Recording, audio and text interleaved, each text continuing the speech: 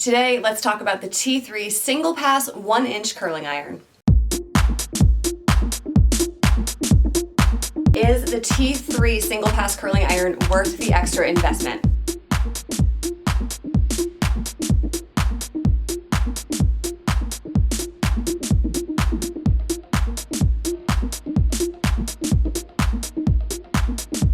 I'm gonna mix things up today a little bit and talk about a hair styling product. I recently did a video about an amazing hair dryer which was game-changing for my fine, thin hair, which I will link on the screen for you guys here.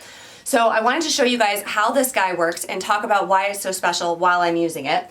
And I wanted to let you guys know my hair is just blow-dried straight right now, and I put some of this product in it. This is the Redken Stay High 18. It's a high-hold gel to mousse, so when you pump it out, it's like a gel.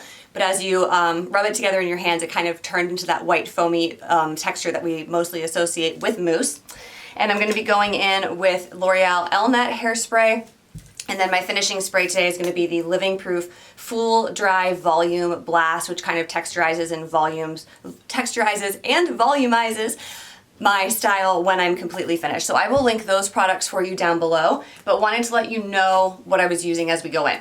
So when you plug it in, to turn it on, there's a dial down here at the bottom that you're just gonna flick to the right, and it will heat up to whatever heat setting you set it to. I have it set to the 3rd of 5 heat settings right now.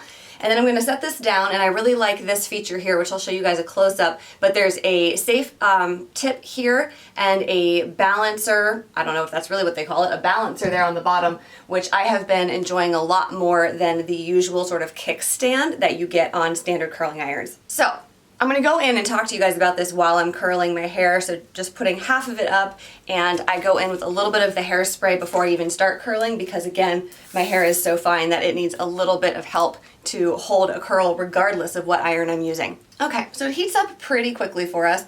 I'm going to go in and start here. So curling irons that I've used in the past have always been ceramic curling irons, and ceramic became really popular because it's a really good heat conductor, and coating the actual rod or plate of a straightening iron or flat iron with the ceramic keeps it conducting heat relatively evenly in a way that's less damaging to hair. The special thing about the T3 is that their coating is a combination of ceramic and tourmaline. Now tourmaline, it emits, I think, negative ions, which interact with the positive ions emitted by your hair, and the overall effect of that is it just seals the cuticle, so you end up with like a really smooth curl. I hope that you can see this.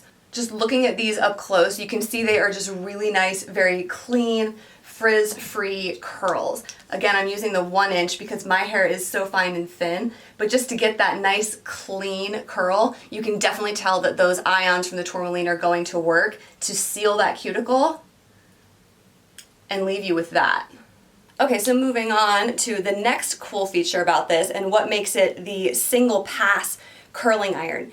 Inside the barrel, there's a microchip which is supposed to be responsible for maintaining even heat all across the barrel to make sure that your whole curl is receiving the same level of heat. Now ceramic, like I said, is supposed to be a really good heat conductor. I do think it definitely wears out over time, and so you don't end up with a nice evenly curled chunk of hair every time you go in. So the single pass technology, I think it's kind of just giving that natural property of the ceramic a boost to make sure you get a nice even curl all the way up and down the hair shaft.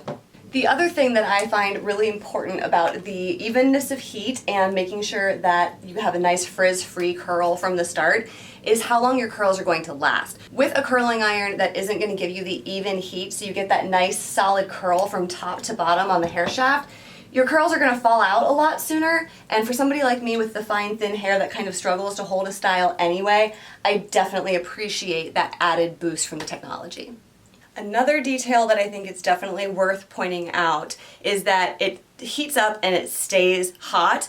So with my old curling iron, I find that I have to hold the curl in my hair kind of forever and then sort of catch it in my hand, let it cool a little bit before I let it drop to make sure that I'm getting a really nice curl. But I really don't have to hold it in for that long, and I also don't need to do the catch, hold, and cool move in order to get a really beautiful curl. So I'm gonna unplug that and let it cool, and then after it's kind of cooled down, I'm gonna go in with my texturizing spray and sort of finger comb it to get these nice, beautiful waves that still have enough curl in it to give it really good body.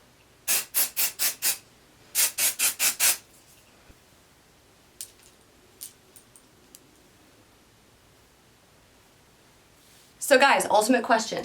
Is the T3 Singlepass Curling Iron worth the extra investment? I would say absolutely yes. Given my experience long-term with ceramic-only curling irons, this one, just straight out of the box, even a brand new ceramic curling iron has never worked as well for me as this one has.